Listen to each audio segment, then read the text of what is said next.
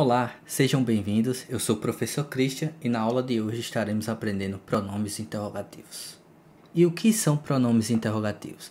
Pronomes interrogativos são partículas usadas em frases para que a resposta seja exigida a ser completa, a ser composta, e não respostas exatamente de sim ou não.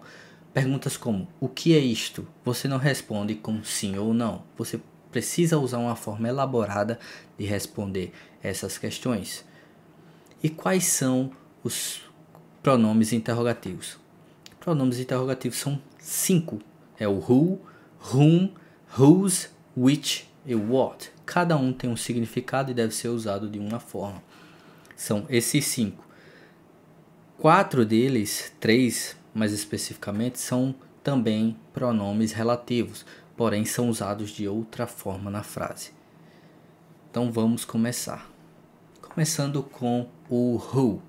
Who, que significa quem, no português, ele é o praticante da ação.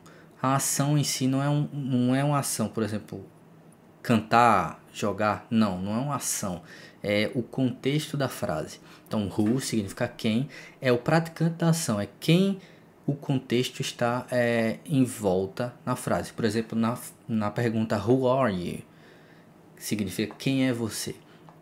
Então, o contexto está em volta dessa partícula, do who, né? Para descobrir quem é o praticante da ação, que é o contexto, no caso, quer saber quem é você. Então, você vai responder sim ou não? Não, você elabora e diz, por exemplo, eu sou Christian, sou professor de inglês. Então, é essa a resposta a esta pergunta, certo? O segundo pronome interrogativo é o whom, que igual ao who é usado para pessoas, porém ele recebe a ação. Ele está recebendo o contexto da frase. Então, na frase is this made to whom? Isto foi feito para quem? Então, o significado do whom tem vários significados. Todos eles têm vários significados, mas esse significa o qual. Então, o qual ação vai acontecer a o sujeito da frase, certo? Então, ele recebe a ação, ele recebe o contexto. Então, quem, isto foi feito para quem? Então, o whom, ele praticamente ele vem no final da frase. Então, do meio para o final da frase, você usa whom quando a ação vai ser direta ao sujeito, certo? Então, na frase is this made, então o contexto é isto foi feito, o contexto da ação é algo que foi feito. E quem recebe a ação é o to whom, na pergunta, quem recebeu este contexto, certo? Então, whom, usado para quem recebe a ação. Você quer descobrir quem recebe a ação da frase. E sempre vai vir do meio para o fim da frase. O whose.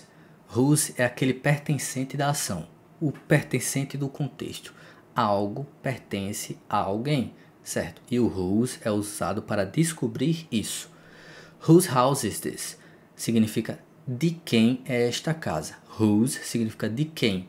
Isto pertence a alguém, certo? Alguma coisa pertence a outra coisa, certo? Então, pertencente da ação, você usa whose.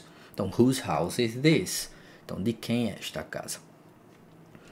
O próximo é o which. Which são as opções da ação. O contexto vai englobar duas ou mais coisas na frase. E o which é usado na decisão e nas opções da frase. Então, which house is bigger? Nesta pergunta eu estou perguntando qual casa é maior. Então, eu tenho duas casas, só uma ideia do contexto, duas casas, e eu vou analisar qual é a maior. E eu vou responder como?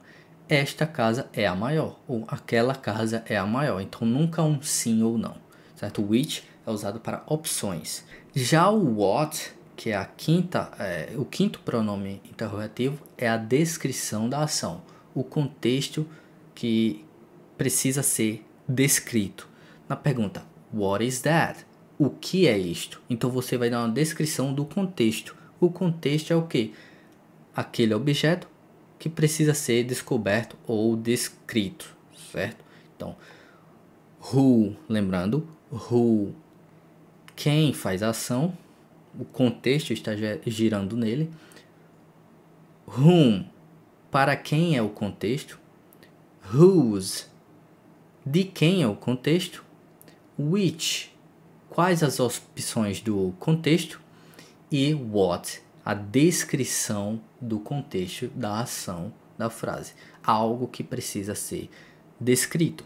E isso são os 5 pronomes interrogativos. E nossa aula acaba por aqui. Muito obrigado e tchau.